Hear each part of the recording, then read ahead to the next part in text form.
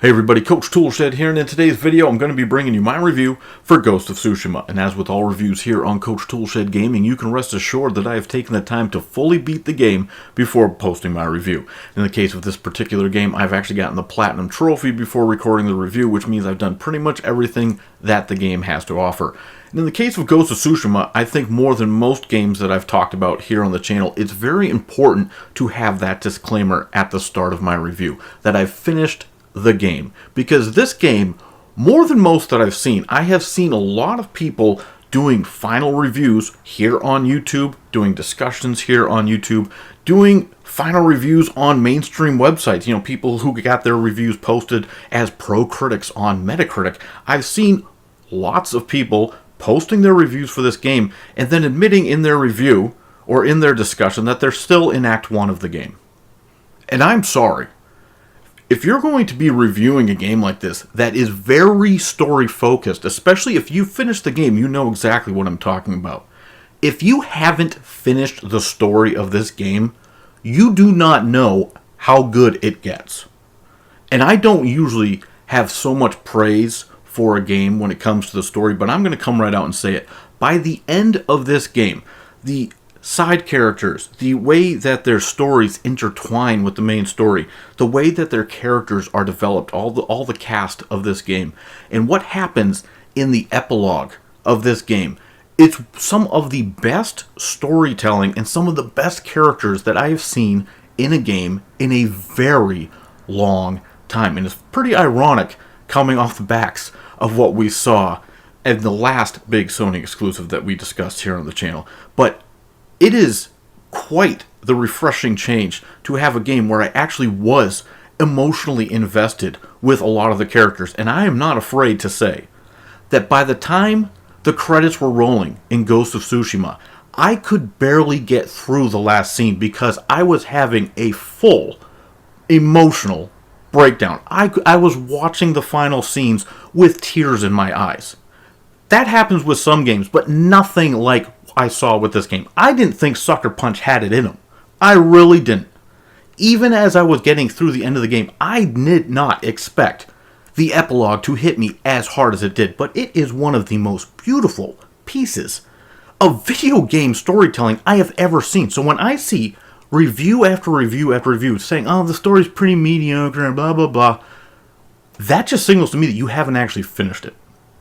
And I don't say that about a lot of things, and I have a problem when a lot of people say that when they're defending a game, that, oh, if you don't like it, you must not have finished it. But in this case, I have to say, because I've seen so many reviewers admit in their own review or in their discussion that they are only in Act 1, so that's why I'm saying it. And again, that's both on YouTube and in the mainstream press. You can't review this game properly if you haven't finished the story. I'm sorry. The ending of this game is spectacular. I've never been as emotionally impacted by the ending of any game that I've ever played, I don't think.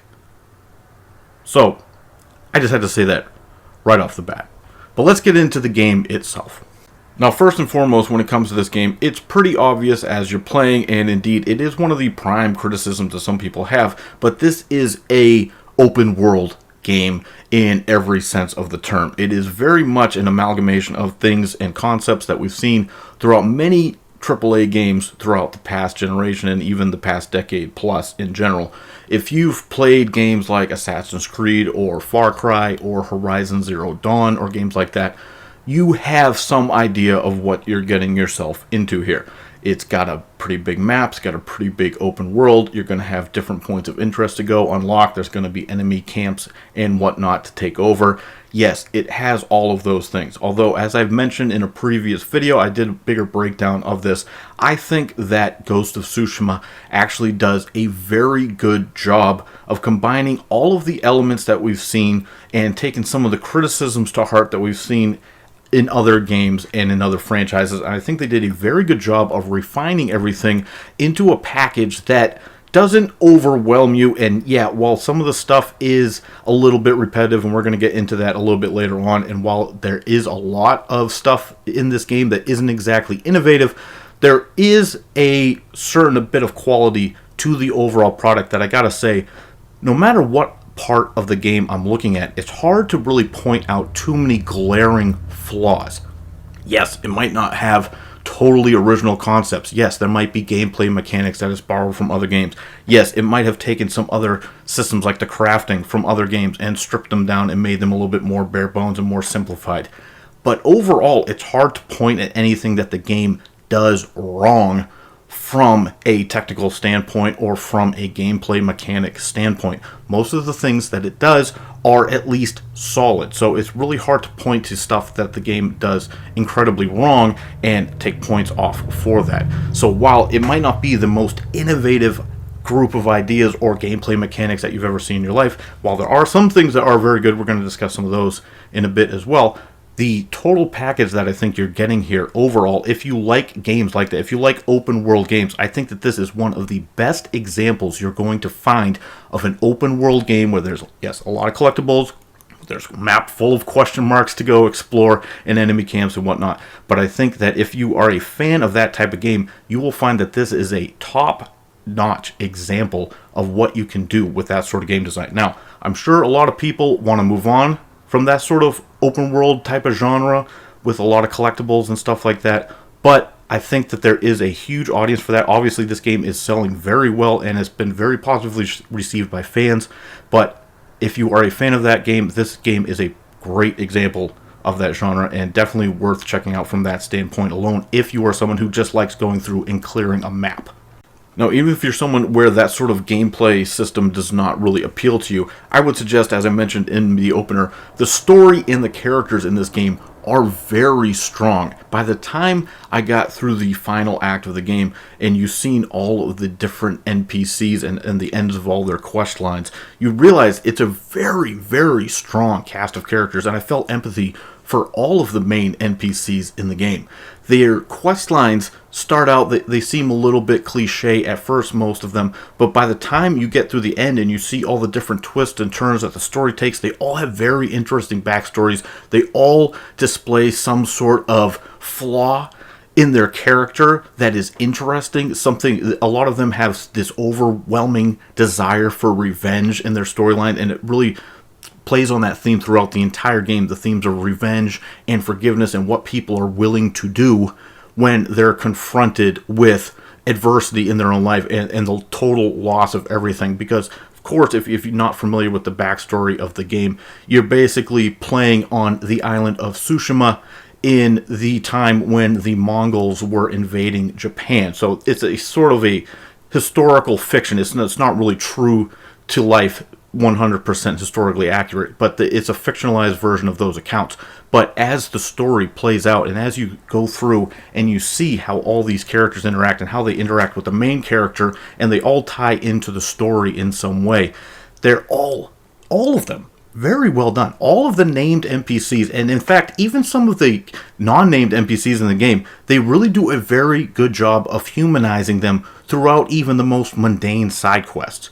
Now, while the side quests themselves, the activities that you do in them mainly always boil down to just going to a place, killing a bunch of enemies, and then coming back. That's pretty much how every quest plays out. They're not really all that great. The writing around the quests are very good. The characters that you meet, the stories that you run into, all very tragic. Yet it is a dark and tragic set of narratives that you're going to encounter in this game, but they're all very good. Some of the best side quests that I've seen, honestly, since The Witcher 3, and that is not idle praise coming from me. Now, obviously, aside from some of the different gameplay mechanics and the story itself, one of the stars of the show for this game is the way the world looks, the art design of this world, especially the way everything moves and sways in the breeze, the way the different standoffs take place, the way the cinematic events take place. Everything looks fantastic from that perspective. Now, the resolution in the game isn't quite as crisp as I wanted it to be. I did turn the resolution down. I started playing in the high resolution mode, and then I was like, I guess I'm going to go. There is a frame rate mode to go into as well. I decided to go for the higher frame rate mode because at the start of the game I was noticing a little bit of hitching with the frame rate, so I swapped to frame rate mode. That pretty much took away most of the hitching that I had early on in the game. There was also a couple of updates I think that might have smoothed that out as well. But the resolution of the game I thought could have been a little bit crisper. I've seen a few of the other Sony games that I think were a little bit crisper in design, such as God of War and Horizon Zero Dawn. But overall, the entire aesthetic and the entire package for Ghost of Tsushima, it is clearly, I mean, you can see it on the screen. It is one of the best looking games that you're going to see on any console. That is just a fact of the matter. And it would be nice to see maybe an upgraded graphics package if this game is backwards compatible on the PS5. I bet if you have a higher resolution of this game would be absolutely breathtaking. The lighting system, when you have the sun or the moonlight coming through the trees at night, or coming across on a plane, or where you're climbing up on a mountain and the sun's just coming up, it is fantastic. The lighting system in this game looks very good and is one of the stars of the show. The color palette obviously helps. It's another thing that kind of drew from The Witcher 3, where if you have a really splashy and bright color palette, it's going to cover up some of the other flaws of the game, and as your eyes get adjusted to the maybe a little bit lower resolution than it could have been, it's going to overall please the eye over time with the bright, colorful palette. Now, obviously, I don't need to discuss how the game looks all that much, because you can just look at the video yourself and see that the game looks pretty fantastic most of the time. Let's talk a bit about the combat and the combat gameplay and how that plays out. Now, if you're someone who plays a lot of the more hardcore action games, the third-person games like Dark Souls or Neo or games like that, you're probably not going to find this combat to be all that challenging. Now, I played on the default setting for the purposes of review. I have already beaten the game before they updated and patched in a new lethal difficulty mode, so I haven't actually played. They have added a more lethal and more challenging difficulty mode, where they say that it's more of a one-hit kill type of mode, so obviously I would imagine that's pretty challenging. But once you get past the first few hours of the game, which are the most challenging because your character isn't really leveled up, you're not that strong, you're going to take most of your damage really early on because you don't have a lot of health and whatnot. If you get through the opening hours of the game and learn the control system, yes, it takes a little bit of work to get used to. It's not the most intuitive control layout, and as far as I could tell, you can't actually rebind any of the buttons, which I would have preferred some sort of options for that, because it's not the most intuitive button layout I've ever seen in my life. It does take a few hours at least to get used to. It's not the sort of control layout where you're going to be hopping back and forth in between different games and find it easy to come back to this game. That is one problem with it. You kind of have to stay dedicated to this game because the control layout is not something that you're just going to pick up right away. But it has different stances that you go into for each different enemy type. Basically, you're going to have the brute type enemies, you're going to have sword enemies, spear enemies, and then enemies that have shields. You're also going to have some archers, but those are pretty easy to deal with over time. But the four main melee enemies are what you're going to have to worry about when it comes to which stances you go into. There's different stances you unlock as you take out enemy leaders at the bandit camps.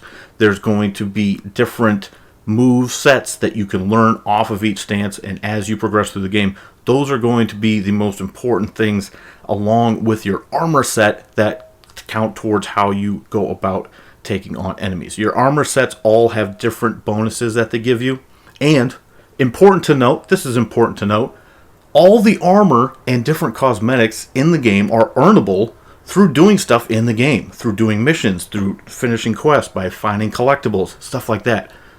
There's not cosmetic microtransactions. I know it's insane, and there's actually a ton of different cosmetics in the game.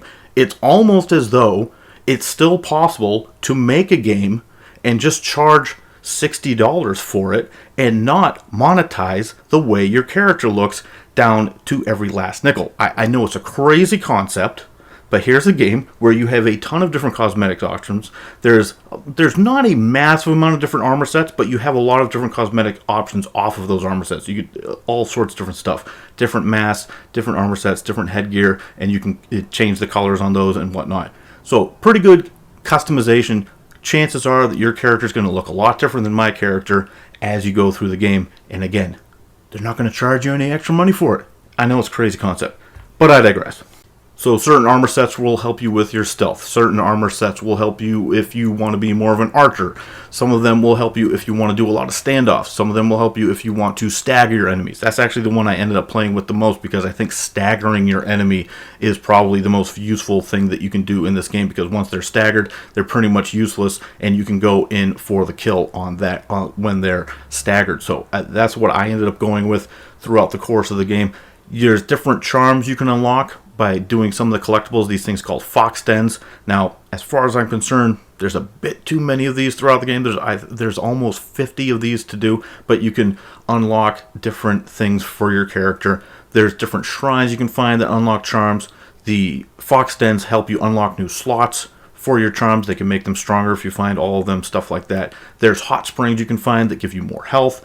So there's different collectibles in the game. These are the little question marks you'll see as you go and uncover the map. And it does pay off to go and uncover anything you see that is a question mark. Odds are it's going to be something that will help you progress your character a little bit. Something I discussed in my previous video about this game, so I went into a little bit more detail in there, so I'm not going to dwell too long on that here during the review.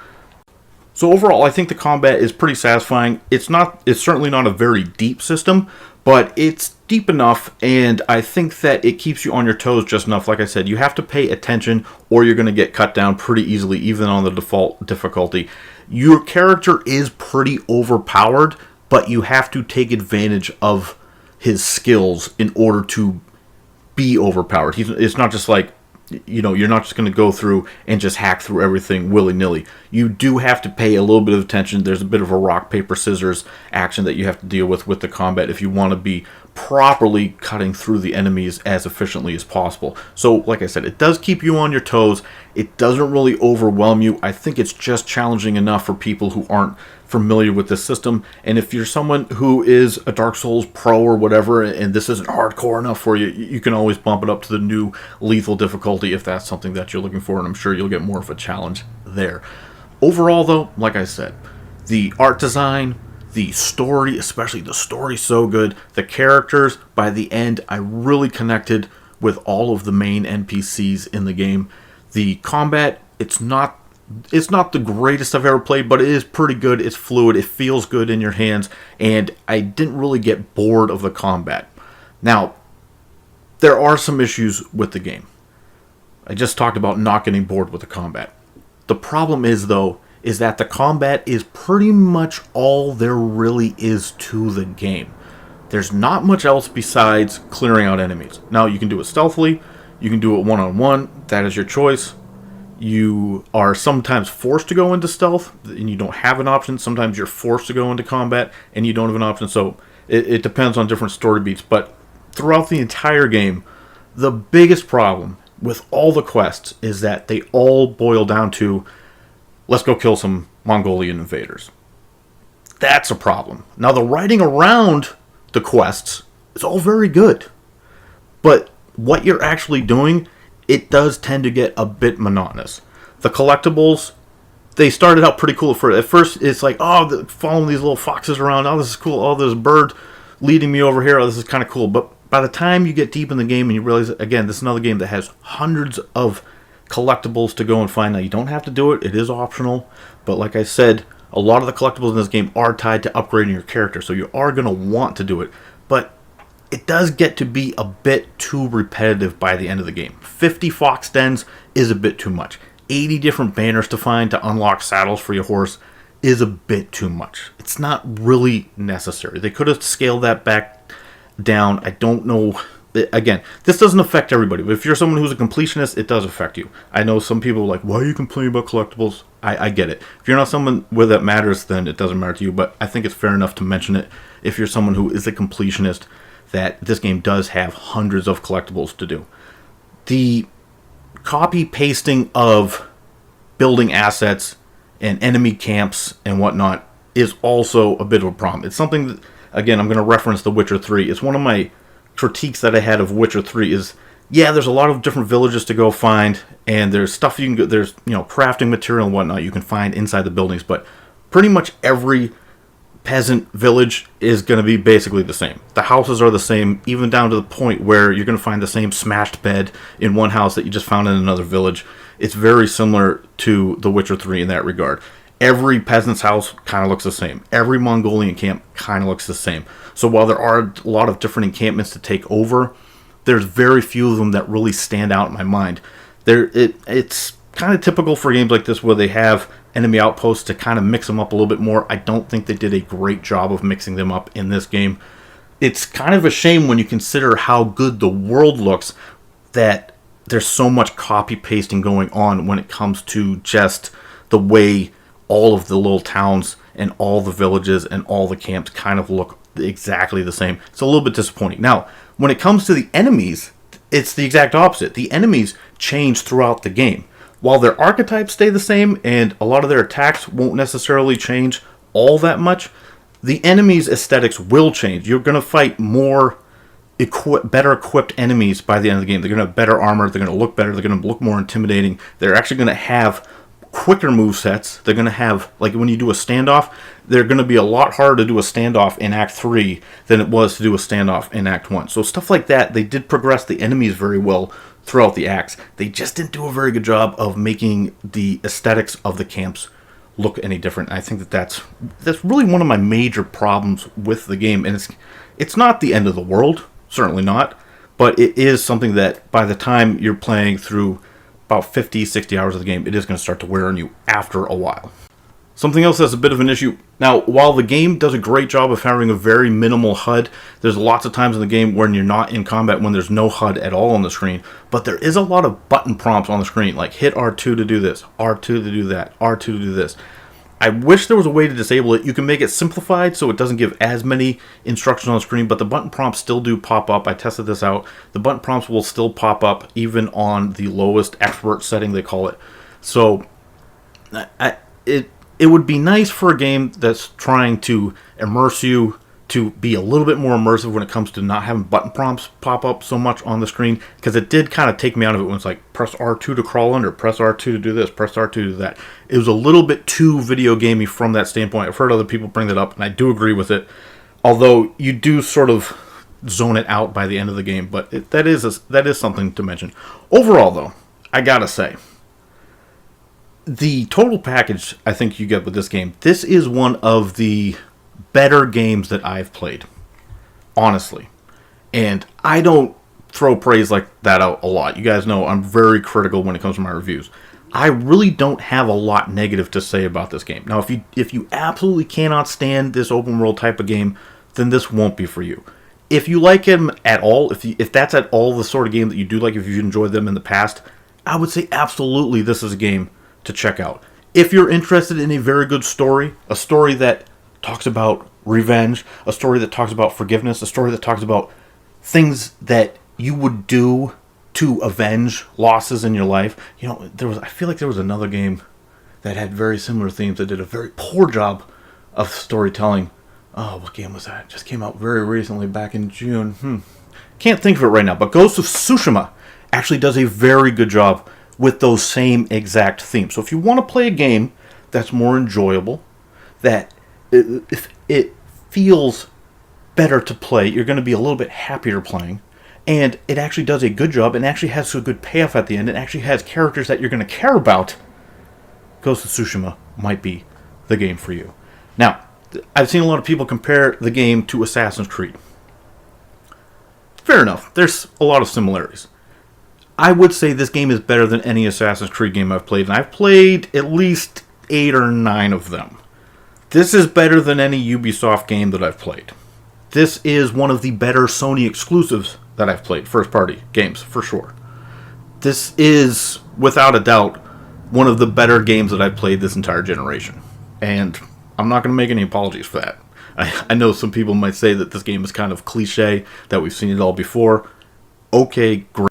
I personally can't find too much to complain about with this game. The total package, I think, is totally worth it. It took me about 55-ish hours to get the platinum. I enjoyed my time with the game. There was never a time in the game where I was like, yeah, getting mad or yelling at the screen, like, what were they thinking with this? I enjoyed pretty much my entire time playing it. And that's all there is to it. I highly recommend Ghost of Tsushima for anyone who is into this type of game. If anyone who's looking for a good, emotionally impactful story, stick through to the end. Trust me. If you're only in Act 1, you haven't seen what this game has to offer when it comes to story. Play through all of the NPC storylines to the end. All the major NPCs. See all those. Watch the character's reaction. I mean, even the antagonist in this game is very good. Is very charismatic. It's so well done. The characters in this game are so well done. It's really a travesty, I think, for the people reviewing this game to not actually finish the game. I don't think you're giving this game the credit it deserves. To just slap an 8 of 10 on this and be like, oh, the story's kind of meh. It's kind of like Assassin's Creed, meh. You're not doing the game justice. I'm sorry. Anyway, that's it from me, Coach Toolshed. Let me know what you guys think down in the comments below. Please subscribe. If you want to stay tuned with the channel headed forward. And as always, keep it turned to 11.